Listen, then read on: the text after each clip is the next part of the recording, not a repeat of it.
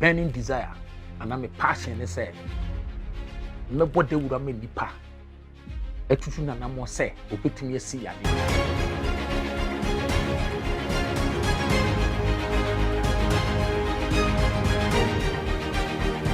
Ebusuafo ya mamu nyina adwo ema mo akwaba eba Secret of Health so mene nana Oheneba Ntim Barimah CEO So Health and Wellness Center na so Oheneba Center wo Madina Estate ono aso ye kwotafo akontufo hene ena mene no edi dwuman baby bia wo no ka kire ebusuafo se abena ene nana yaba be ka wapomoden ho nsem midin ede abena nyaako kwekuma nana akwaba abena enyo se bibia boko de oba de yada ro na wagene 3-piece suit na me ko ne Europe enya sam ketwa Europe ni America why fetch why papa ye last week ni ya shase se ye kasa afa diabetes ho me kai se o kan se ye insulin na insulin no se waduane ne tene a wo se ekọ pancreas ni mu ana pancreas na de ne be ko cells so udidi a aduane be convert to glucose into glucose na se ekọ cells ni mu e ma wunya energy sure na no antimi nkowura cells ni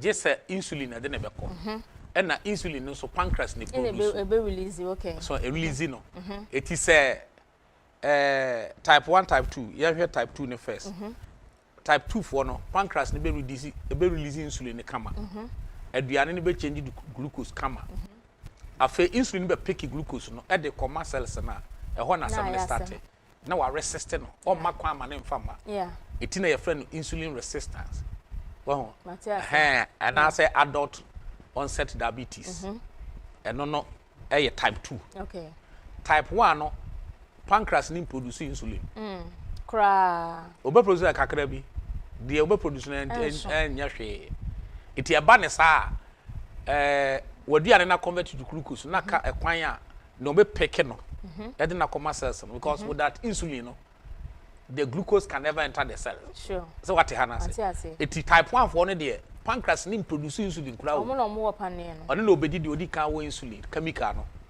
o de no one sana wadi adidi and so obenya problem yeah so huna omo wo diabetes ni betuna kasa about 90% type 2 type 1 and type so omo wo pane de kakra bi say no de serious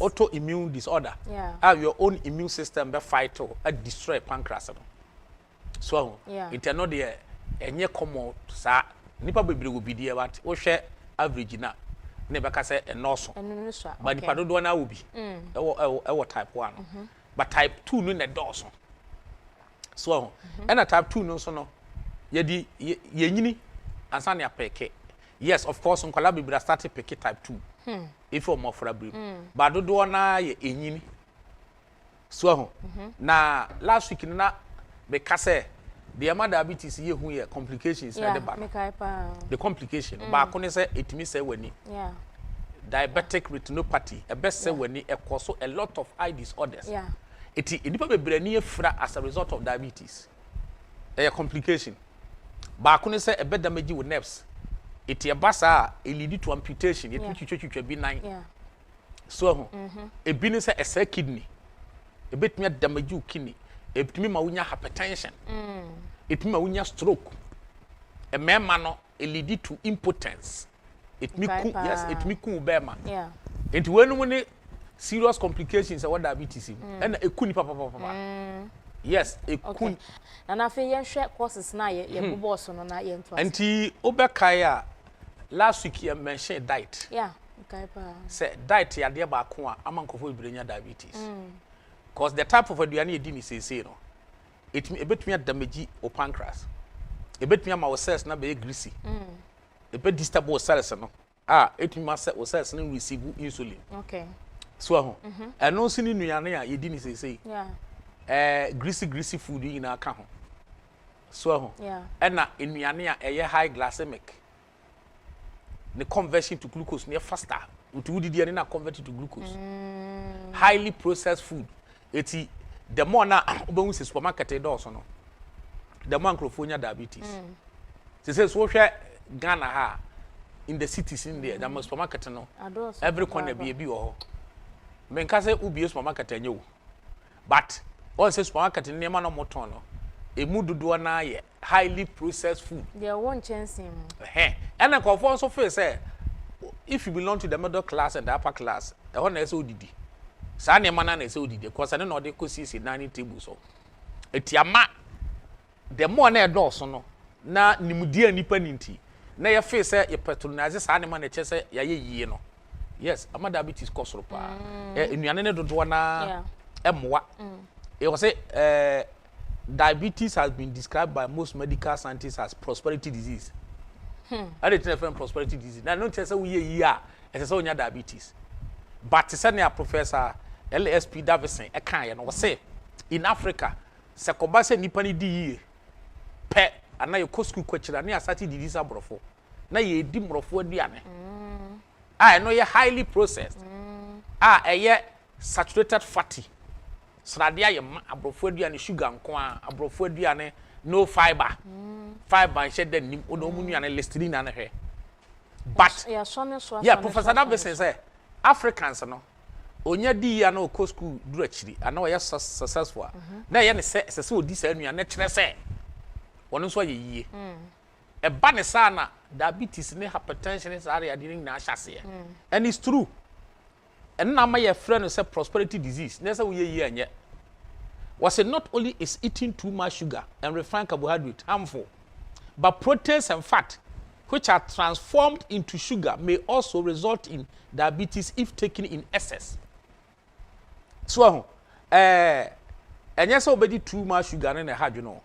One, we did too much sugar and yet, no pen a hard, you know. No more, we did refined carbohydrate. Now the more protein can kakra yo kan yi because I describe you ani be tesa quick obetime describe tea you try this say one brodo no refined carbohydrate na brodo no so no hwe protein e de kan won fat no obechi nkusua o de cheese be kan ho kusua no ko san de anwa ne che ne so chen no san de cheese aka ho tea na mo ye be friend tea no sa beverage no obi okra the tin of milk nso kakra bi na aya pick obi mo kra fan so nka ho na aya pick no na ode ye nsu sa aduane we odi to aso wan ye obenya diabetes eno so na nkrofo di afoba too much food taxes the pancreas odi di bro so a e ma pancreas na weak edidi emro so ebi didi papa na ya didi no oni ne prekope yes ebi di ne prekope se banku a 12 balls or within you a bit me yes but your style of eating, you know, you need breakfast, any lunch, any supper say. Abna madidi wo fie na me besra wo. Me ba me pesa won serve me. One serve me me ko cancel with 3 mo den. Ai. Ehenti. Aya ritual. Madidi o. Eso sesa wo serve me. Wo aka ho. Ofiri efie a odidi ya okwa yi ase. Opese yen serve na yi na se. Eno yan serve na ase yedi ni kakra bebi obedu bia na odi oteka mu na toto nuane etina ma aye excess wose ebasa e disturb pancreas ena na me ready one authority bi wose another lifestyle bi abetom e start wa America say restaurants ahodo aba no me pese me bobidi agi the whole America aboso ena wo mo any soft drink companies no abaye ayonkofa bi secret enti almost started say udidi bi ese odum so drink it omo introduce kakra come the boss na dru ha no omo the boss of drink companies no and na be ye lifestyle bi wa America and na dru ha to say one na didi a won no soft drink asore dem obi to me di banku ne nkruma for no anom soft drink yes e dangerous obenya diabetes e ju nwa menti ase ubebusa say won kwan na udidi banku no ye kase hwie soft drink no ne kanum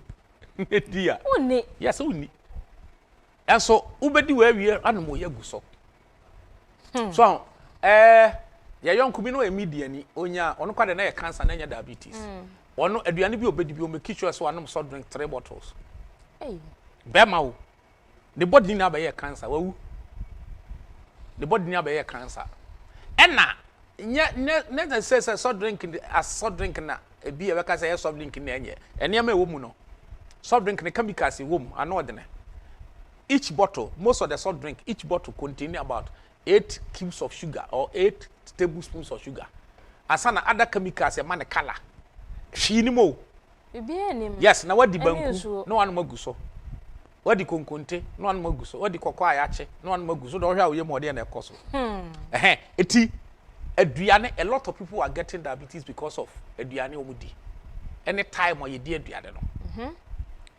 ade sa na wodi aduane anwa enam nkosua no wo mu a you are doomed sade asana afese come de wadi fruits ade asana afese come de wa di bibia ye woro kakra na nye enuane enam ne anwa ne nkosua no mayema wele a wowe na najo also onya diabetes it won't say sa ne ma woni na ma anama diabetes ne kosoro eno ya bat diet the account ho ye smoking okay smoking was it smoking is another important risk factor among men who smoke the risk of developing diabetes is doubled it is one cigarette ya it does obey hypoglycemic or hyper eti emema dodo anum cigarette dodo na benya diabetes e wokwan mu I see eti no say smoking is another important risk factor among men who smoke the risk of developing diabetes is doubled so in women who smoke 25 or more cigarettes a day the risk of developing diabetes increased by 40%. Eti most people benya diabetes because of cigarette or money. Na enye no de jot na tua na no pe passive smoker yen so ye tenchen no wo gina nchen na wo twi bia de be ono body mi saa na be ye wo ya enunti na western world no ma make sure say bebra pass law onnom cigarette or public places yeah allow wo de wanya wo de ye no ma no newu but emfa mesan obi eti o ma ye boot bi wo vantage point ewi sie ni mpie etu de hyem na nom uwi apie no mo se obedina public anu ye makwan Ghana omo saga omo timi apase lobby sa omo timi passe eti short no cigarette smoking so another a year a cause diabetes the toso your lifestyle risk one sedentary lifestyle ina wonye active what if akona o makoma de microphone so the fact is say we bank manager and say tena fa akona obi nsomo the fact is say we chief executive say tena fa akona obi nsomo on say Ghana for do that level na sabe on so ne to so dipa na e bibia ma no so say ya fan crofo ye tu omuka for that but ya fan crofo tu ya ka for that ke ne mabu ha wo ye abrofo ne ye garden no on the garden no dudom okay so ono wa ne garden no dudom okra wo say oye general cleaning or the ye exercise na oye bi so minimum say binum ye de binum ye oboa kwa bi so oyira obeboa no kwala na dwade ye ne ma bi no the keep fit but e bi so nelo yes o free na adwuma mu de ne car ru garage see ya okofa ne white shorts so share na ofa graphic e betena konwa no what was akoso be so de akoda e bi nya hwe eye onsa anya exercise o de ota akopedu ase empanifo se na hu wo mo yes empanifo bi ba all right but o me do say it's young people na na face some exercise but some empanifo de e wa no flashes of wo baako e wa no flash minister baako ana say the organization here once in a while bia now de ho agim but say obeya na dwen say exercise me exercise 3 times a week onye eni ha say na no ya na e ba say say parliament house ye bie gym ama me san follow events ne hwe ya omunya kwan patronize omunya kwan ye de abesi o mo hwena no but onya kwan patronize so ho ade no omu free chamber ho committee meetings ni ade enti onya wana wa bi crowd be ye akoshe wa ye bibi kakra aje say wo plan wo time ye say wo plan wo time ye you can na say wo tia say exercise ni e good di ade na plan ni ye me you very busy busy power very as my manager my manager exercise 4 times a week. So can I mean throughout the week, but I affect my center home. Me best some rest. They say my plan is Wednesday I have matching at center home. Metimia di so kama. Thursday I have matching. Monday, Tuesday, me make sure say by 8 na me wo ho. Okay. Other days in for exercise. Intensive one. It mean 4 days within the week. Intensive exercise. So I say my planning the year. Yeah. It's because 3 days ago, sana if 3 days ago, a bonus yana masate adwuma dada. By 2 na enipa ni nyina san masate rese trotro. To me do fientam kodai. Yeah. Me say the same. It in tension ni ho. Me koda ochina Saturday intensive training 3 hours. Non stop. What were they lo? Shisha what time no? So who yare na benya da koda hospital there. Unya nyare na unya da je prevent. O yare ya na ye kasa demission ase ndo obekọ. Ada na kasa o ye busy. Catch a doctor say me busy nti akire no maba. Sabre na ne hododo no die. Eti abra yade ne maya wo prevent no. Eno so ye important. Eti sedentary lifestyle, inactivity. Yenye exercise. There be a reason bia ye begina so kasa nti na taxi driver be kasa taxi amekanti bank official me dem sori ahemache obi a wasem oka but ye nyata mu bi so koye ne ma bia emfa ye mpom de ne ho enka na dwuma ho so another yin so a ema amanfo enya diabetes ye virus infection. Oh, okay. I say pancreatic infection say o pancreas ni nya infection. Cells na wo mu na e produce insulin no. Say. Okay. A best say. Say sana. One have been type 1 diabetes. But me type 1. But I never call the type 1 bano. And she be a meka ho asem. Okay. Yembobo other ones no so kakra. Okay. The toson so ye stress. Stress. Oh. Stress ye adibia edi enipanya ewo ye society abetina mu sese. Okay. Stress. Yes, stress no. Kane na ke ka no na kane mpo kofo biro ka stress o mo fe say waya adwuma bre enye waya adwuma bre se bibi hye wo so a last week me ka say ma me bi bisa question bisa say okotesi ye so wo diabetes and nurse ni 24 say bibi ha no na odwendwene ho a ontwene ho flu na obisa say stress nso to me ma diabetes an eh emma papa yes say ensam hye wo so na body ni nye free a ubenya hypertension, ubenya diabetes, utiminya cancer. Enutina Dr. Barudi ochro ngoma bi ne ngoma ne title no say alkalize or die. Ne ngoma na Dr. Barudi say it is not only what we eat that kills us, but what eat us. What eat us ne ye. De edi ye nya. Enye o say nya ne ye dipe. Ene edi ekum yen. Ne mu ade bi edi ye nya bi aso kum yen. Etiniama edi ye nya na Dr. Barudi a cite example say negative emotion, jealousy. O ye obi ho jealous. O envy obi. Wono a envy no hwe nya no. Wo a envy nipa no na abenya problem. Wo be yare. Awre ho ahye wo so. Ensem hye wo so. Wo happy wo body. Wo ho wo appear like we are saying na so. Wa ma nipa kwa tete o. O so tete o mu bi. Wa ja ho na o mo tete.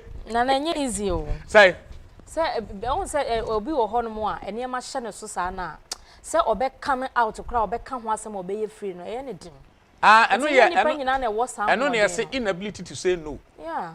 So areba come de pe wasem no no asem ha wa instant no waka na me ho ato me wo hwe obi anim say e for koje dom ho ana say enye nko ade o so ma say nana enma ya ka to me wati me say wonya wie na wo kwa ni utiri mu bio me refi mpo ebi nso ye nya atwo nka ho wo kotna ne kam atanyonyo na okasa kasa kwakuni nti na atwo ne nyatwo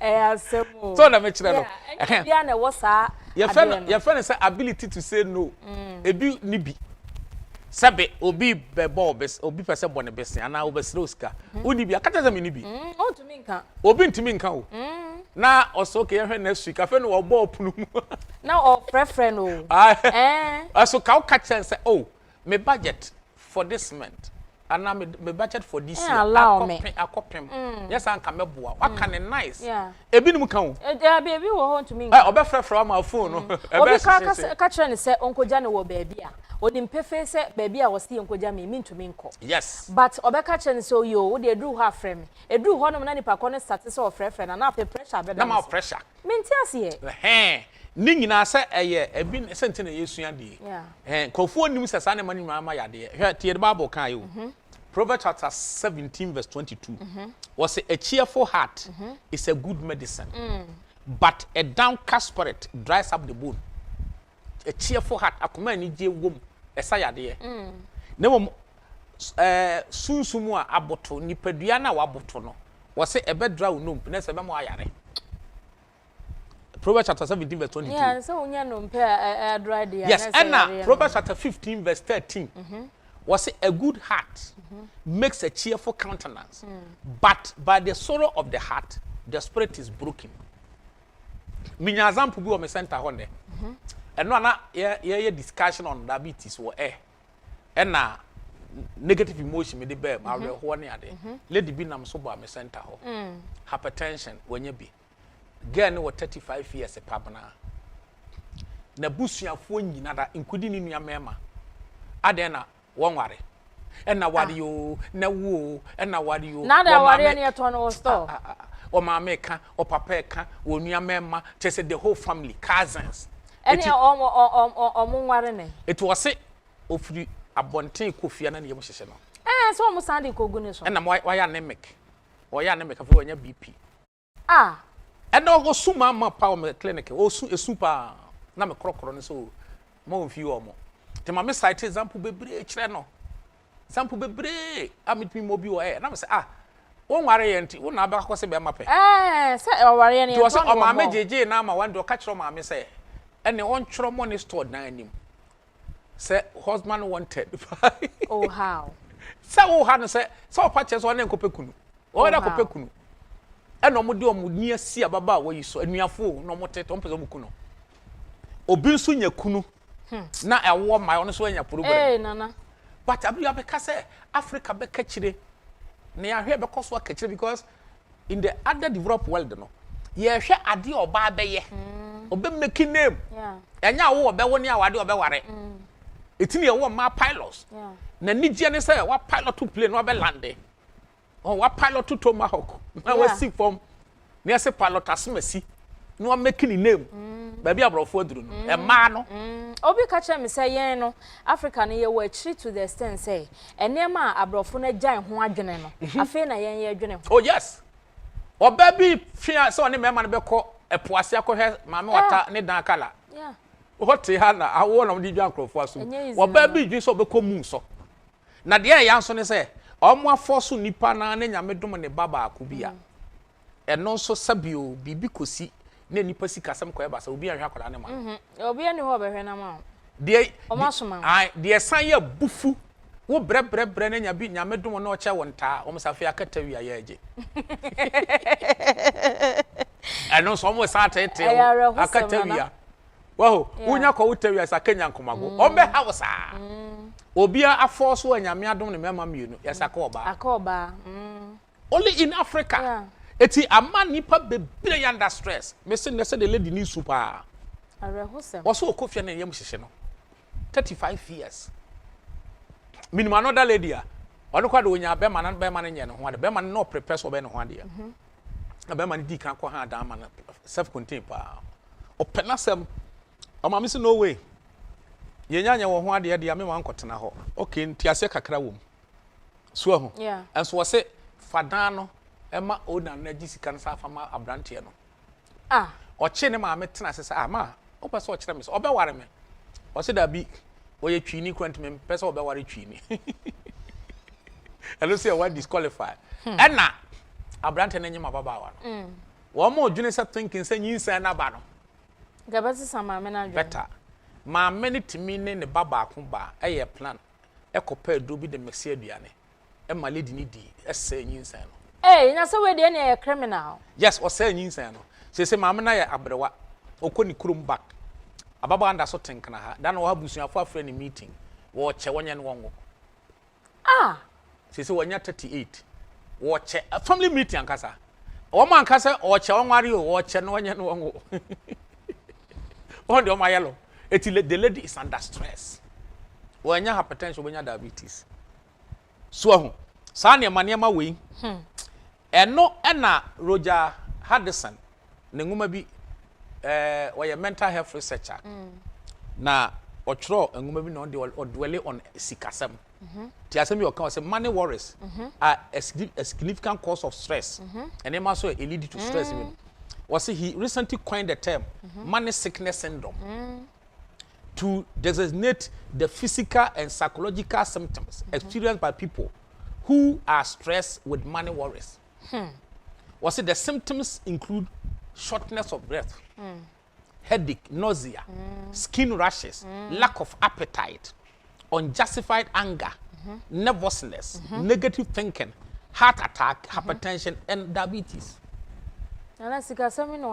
Yes. And also so serious. Nana you could weekend say next can when you easy. Na easy say. And you better sir. I say enya easy because one ni abedi wo fie. Sure. And na bre na wey o credit san electricity credit no esanse wo. Na unya 50 big ko tobi. Another trouble for you. Sunday and Saturday we be kwasore. Say say collection nso no. Bo ni si anim ho na say. Eto ne lie. Amometo. This all sorry. And also just all for so permission Onyankopon so okodwonso. Yes. Oh, yes. So it is stress. And so ya there dinya social pressure. And stress. So social pressure must be near kekan. Business executives. Tie Dr. Donald McLaren. Book was body tone maintenance.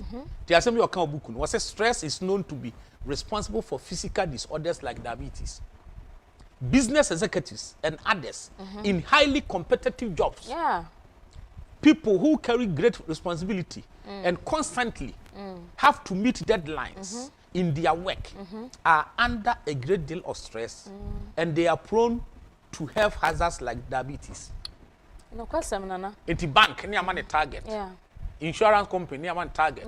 MP say we going to come up so a couple primaries. Near sa to a man. Woman na. Just say so we PR or company, bimna company is into crisis. The kind of first so be manage. Yes, banks are hold wa. Na say omo so ye share. You consolidate you omo. Company for no man na. Ehu achi bebre because we so be court. And then the both say sankofo ni na oni hypertension or diabetes. Obi afaduru. It is a do baby near prevention. I didn't be yet media concasa or how no. Okay. Yes. And then the next one, last one under stress. Last but unemployment. Also causes stress. Papa. Or a graduate or pejmonia be. Yes, one you're born a kutia of you. Walk over city in Puna here. Oh, a sudden chance change in intimate relationship. So, relationship wa any stable say. And ma bebranya yade from stress because relationship no obenanya papa e mema bebre nso anya it is our factors winning na keka bomu a ma nipa nanya hypertension or diabetes a secret of health and when you go so a wo hwe no ye ka diabetes esiche yade ho asem enema hodo a ekoso diabetes no ye de kan ahwe edidie enema hodo a ye di a emwa yen afa ya hwe omo nye active sedentary lifestyle ya hwe smoking ya hwe omo ye kese mro so ena afa ye hwe enema ehye ye so a de stress ebrayen en no ya ka ho sem bebre na ye nto aso abna de etoso research na de abeto ye contraceptives contraceptives whether oral or whatever, how do no use no. And also, it lead to diabetes. How many people have diabetes? Contraceptive. Yeah, said diabetes is disturbances of the hormones. So apart from the metabolic kaina, a disturb. Sana hormones when they are disturbed there, and also lead to diabetes. And na contraceptives no so no, and you're natural. And no, a quite change hormonal activities no, for a certain purpose. It is now someone who will be near diabetes. It is also one. And a lot of drugs are for fat. A lot of drugs, steroids here, much for far, any other no be hypertensive drugs and other. They breed the next year they brought diabetes. I see. It is a war. Cholesterol lowering drugs, hypertensive drugs be all no. A dear back when they brought next diabetes. And also liver drugs a lot. Most of the drugs may be side effect in so many diabetes. So na yamra type 1 no. Type 1 no ye autoimmune disorder. Yeah. And they say akasa o pancreas no. Enya dwuma kora. So yeah. In produce insulin. Cells in the woman no they are destroyed by autoimmune attack. No na doctor we dia hinta se bi beto ho. Okay. Dr. Bernard. Okay. Woye professor of medicine e George Washington School of Medicine. Woye hwehwemu bi one abemfu bi. Na omo hwehwemu na omo ye no. Me pesa menkan. Okay. Na abnetie bibi o. Was it for many years? Researchers have known that type 1 diabetes occurs when the immune system attacks and destroys the insulin producing cells in the pancreas. So it is a immune system that attack the pancreas na destroy insulin producing cells in the woman. Afina pancreas it mean producing insulin bio. It eba ne saa enipa na type 1. Now obema hinta sembi. Okay. Was it your immune system, of course, is your defense against virus, bacteria, and cancer cells. It is not supposed to attack your own healthy body tissues. But that is exactly what occurs in type 1 diabetes. That is your immune system now attack. So, or sick. If you have type 1 diabetes, your immune system has made a major mistake. That is, it has attacked and destroyed your insulin producing cells, making it what scientists call an autoimmune disease. It's what type 1 diabetes, na your autoimmune attack. Immune system ne disorder pancreas. Was it bibi na deba? Adena, immune system na no enko ntia virus na emu ahodo na o hawa ahodo beba body mu no o master etwom hobo attack o obema fella abnati. Was say, but why does it occur? Say obi immune system betene a fight one no emu. Was it back in 1992? A team of Canadian and Finnish researchers reported an important discovery in the New England Journal of Medicine. Important discovery being examining blood samples from 142 children newly diagnosed with type 1 diabetes. They found that each of the children had antibodies that were primed to attack cow milk protein. Cow milk? Yes. And Kolania 42, no money type 1. And they train all blood samples. Echo lab coaching, woman who say, and Kolano, one were antibodies be omoja no more. Antibodies, no, are ready to attack cow milk protein. That is a cow milk protein, and Kolano, any free milk now, woman no more. And now baby formula hold on no mudi ya cow milk woman. A drew body no more. Immune system no who say a stranger. Because cow milk are made for cows, not human beings. And now what the amount of racket work? Say nipa breast milk and say cobodinum. The immune system no any nipa breast milk. A nimu nantwie de. Ete hu obody no anu agada antibodies eco fight no. And kwala 142 and what type 1, the hu ye ni. Was say these antibodies had apparently arisen in response to cow milk protein in their infant formula. But the antibodies were also capable of attacking the body's insulin producing cells. Let's say, adia a stranger in the human system. Eye abua milk na would you feed the akola? Nyamia prepare akola ni body ni for or bar breast milk. And the nimuno. Then cheer the any for nantwie. Enti yade ye nuane ahodo baby formula ne de keka ho a wo de amabofra no the immune system ne be attack. Was it turned out that a portion of the cow milk protein was biochemically an exact match for a portion of human insulin producing cells. The antibodies that arose to destroy the cow milk protein ended up attacking the children's insulin producing cells. The pancreatic cells were destroyed by the friendly fire. That's the immune system. Was it this study and others suggested a scenario that could lead to type 1 diabetes? When a very young infant is fed cow milk formula, some of the milk protein pass from the digestive tract into the bloodstream. So, the infant immune system recognizes these bovine protein as foreign and forms antibodies to attack them. Unfortunately, these antibodies attack not only the cow protein but also the insulin producing cells or the pancreas. This destructive process is gradual. When nearly all the insulin producing cells are gone, type 1 diabetes result. The researchers believe that the mature digestive tract of adult would allow these dairy proteins to pass through the intestinal wall and into the bloodstream. But in infants, the molecules pass through more easily. The study suggested that one way to prevent type 1 diabetes, at least for many children, might be to avoid exposure to cow milk in early life.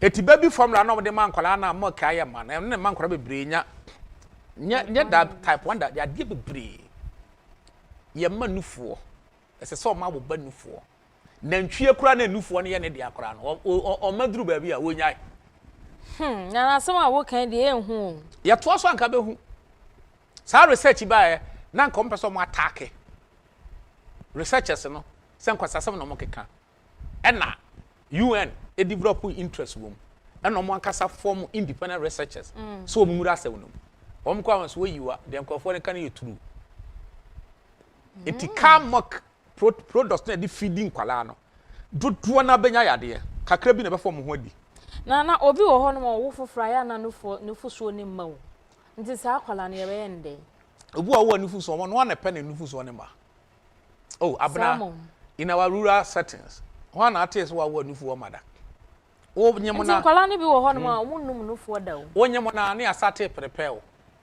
to produce more breast milk ya onuane ya de be ma wo won so onuane ya de ma meboa yeah utmi chinifo ni bigu omu chimbigu anya sa na ahyehyɛ do omu chimbigu ya onuane ya de ma ena omu ndi sa nuane no onyem kra nuane odi nyina na a dry nufuo highly processed food a dry nufuo nto no oni nufuo ebi nso wo mpane bi omo bo se de nufu suo bi amba cause wo save ni nufu e de ayede wo de bebo life se bi fi se nkwala no twe ano a ni nufu ni begu e be saage to one man kasa hye da chakola ni nufu by force and so breast milk a ho na nipa foundation for health started enti yenkura ase no na obi fi so mo gimi ye ma wanom 2 years obi okwa 2 years obenante akopi 1 office school ba no abenom kakra no afamu ada eti omu nyine wudi nyansa eni mpomudene opa abna de make careful ni to form enipa ye wo mo in the 90s ba nyina na ya hwe